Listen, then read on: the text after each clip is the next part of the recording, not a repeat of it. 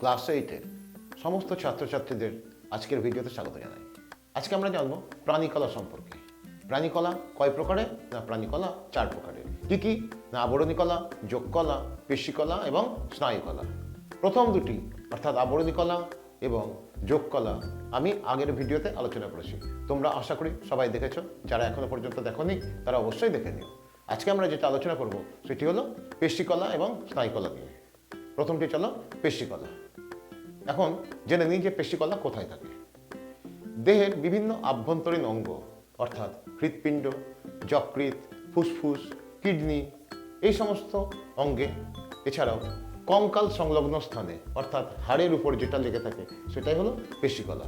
সোজা কথায় পেশি বলতে কিন্তু মাংস বোঝায়। অর্থাৎ আমরা মাংস খাই, তো মাংস যেটা খাচ্ছি সেটাই কিন্তু হলো পেশি। আশা করি বুঝতে পারছো যে পেশি কোনগুলোকে বলছে।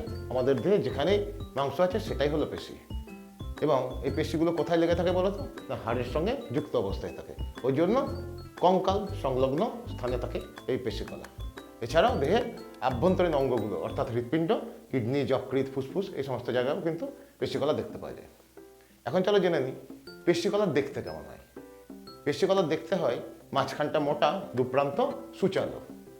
তাহলে কীরকম দেখতে? অনেকটা মাকুর মতো, তাই না? এই মাঝখানটা মোটা, দুপ্রান্ত সুচালো, মাঝখানে একটি বড় নিউক্লিয়াস থাকে। এখন চলো জেনে নিই যে পেশিকলা কয় প্রকারের ও কী। পেশিকলা 3 প্রকারের। কি? না ঐচ্ছিক পেশি, অনৈচ্ছিক পেশি এবং হৃৎপেশি। প্রথমটি ঐচ্ছিক পেশি।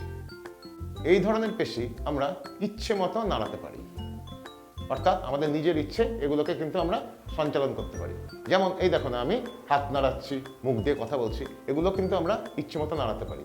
এছাড়া দেখো চোখের পাতা আমরা ইচ্ছে মতো নাড়াতে পারি, চোখকে এদিক ওদিক ঘোরাতে পারি, পা নাড়িয়ে এক জায়গা থেকে আরেক জায়গায় যেতে পারি। এগুলো হলো ঐচ্ছিক পেশি, অর্থাৎ নিজের ইচ্ছায় কিন্তু আমরা নাড়াচাড়া করতে পারি। এর মধ্যে দেখো না, কান যদি তোমাকে নাড়াতে বলা হয় তুমি নাড়াতে পারবে? কান কিন্তু নাড়াতে পারবে না, অর্থাৎ কানের মধ্যে কিন্তু ঐচ্ছিক পেশি নেই। দ্বিতীয়টি চলে আসছে আমরা অনৈচ্ছিক পেশি। দেহে বিভিন্ন অভ্যন্তরীণ অঙ্গগুলো যেমন হৃৎপিণ্ড, কিডনি, পাকস্থলী, যকৃৎ এই সমস্ত অঙ্গে থাকে অনৈচ্ছিক পেশি। অনৈচ্ছিক পেশিকে ইচ্ছে মতো কিন্তু নাড়ানো যায় না, অর্থাৎ নিজের ইচ্ছে এদেরকে নাড়ানো যায় না। লাস্ট হৃৎপেশি। হৃৎপেশিও কিন্তু অনৈচ্ছিক পেশির মতোই, অর্থাৎ একেও ইচ্ছে মতো নাড়ানো যায় না। কোথায় থাকে? না হৃৎপিণ্ডের মধ্যে এটা কিন্তু অবস্থান করে। কি কাজ করে? না হৃৎপিণ্ডের সংকোচন এবং প্রসারণে সাহায্য করে এই হৃৎপেশি। এখন চলো জেনে নিই যে এই পেশিকলার কাজ কি। এই পেশিকলার কাজ হলো গমনে সাহায্য করে, অর্থাৎ এক জায়গা থেকে আরেক জায়গায় যেতে সাহায্য করা, অঙ্গ প্রত্যঙ্গ সঞ্চালনে সাহায্য করা এবং হৃদস্পন্দন এবং রক্ত প্রবাহ নিয়ন্ত্রণ করা। এই 3টে কাজ হলো পেশিকলার কাজ। এখন শেষ যে প্রাণীকলা সেটি হলো স্নায়ুকলা। কোথায় দেখতে পাওয়া যায়? মস্তিষ্ক, সুষুম্নাকাণ্ড এবং স্নায়ুতে এই কলা দেখতে পাওয়া যায়। এই কলা দেখতে কেমন? না অনেকটা টেনিস র্যাকেটের মতো, এবং এই কলা নিউরন এবং নিউরোগ্লিয়া নামক উপাদান দিয়ে গঠিত। তাহলে এই স্নায়ুকলা দেখতে কেমন? না অনেকটা টেনিস র্যাকেটের মতো। চলো একটুখানি বুঝে নিই।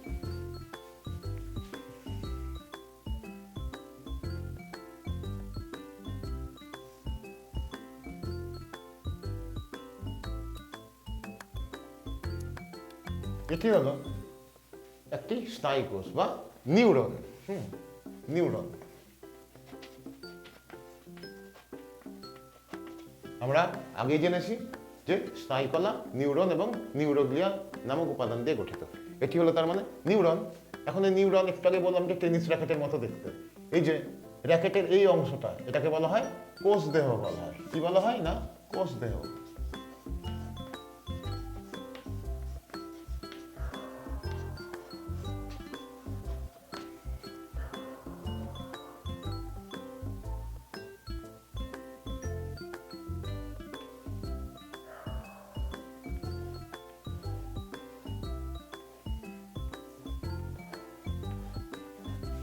এখন দেখো এইখান থেকে কিছু প্রবর্ধক বেরিয়ে আছে, অর্থাৎ কোষ দেহ থেকে কিছু অংশ যেন লেজের মতো বেরিয়েছে।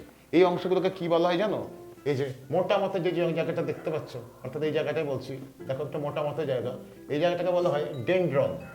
কি বলা হয়? না ডেনড্রন।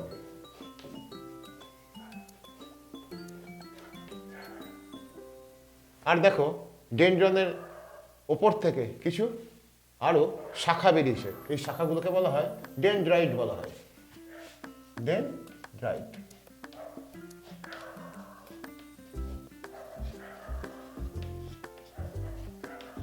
আর একদম একটা বড় একটা লেজের মতো অংশ দেখো, লেজের মতো অংশ, এই গোটাটাকে, এই যে এখান থেকে গোটা লেজটাকে একসঙ্গে বলা হয়, কি বলা হয় জানো? অ্যাকশন বলা হয়, অ্যাকশন।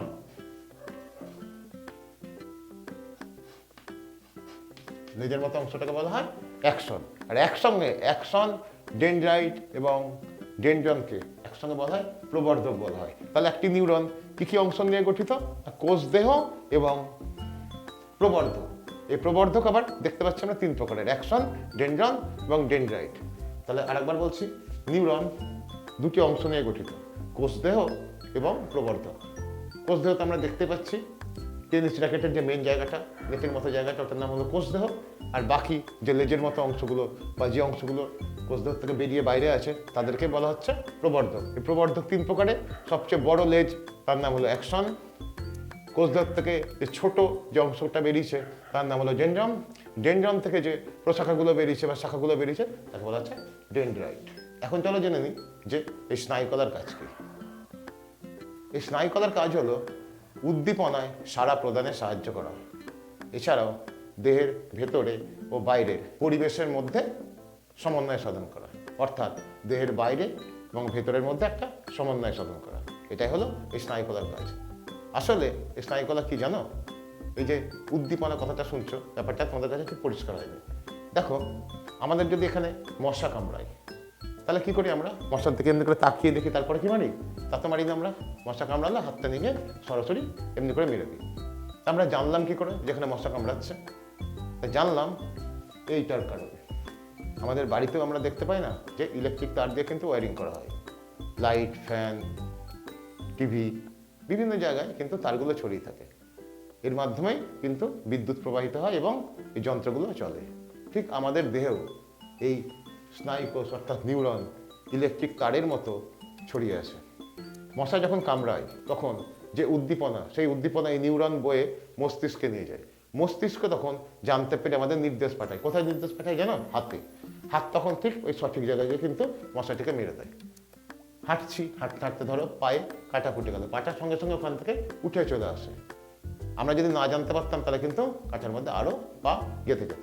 এই কাজটা করে কিন্তু নিউরন, যেই পায়ের মধ্যে কাঁটা ঢুকছে সঙ্গে সঙ্গে কিন্তু 1 সেকেন্ডেরও অনেক কম সময়ের মধ্যে মস্তিষ্ক সেই উদ্দীপনা পৌঁছে দেয় এবং মস্তিষ্ক সঙ্গে সঙ্গে পায়ের পেশিকে জানান দেয়, পা কিন্তু আমরা তুলে নিই সঙ্গে সঙ্গে কাঁটার থেকে।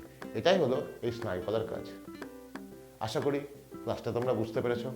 যদি ভালো লেগে থাকে তাহলে অবশ্যই লাইক, শেয়ার আর অবশ্যই কিন্তু কমেন্ট করো। কেমন লাগলো ভিডিওটা অবশ্যই জানিও। আর যারা আমার চ্যানেলে নতুন তারা সাবস্ক্রাইব করে বেল আইকনটিকে প্রেস করে দিও। ভালো থেকো সবাই, দেখা হবে আবার আগামী ভিডিওতে।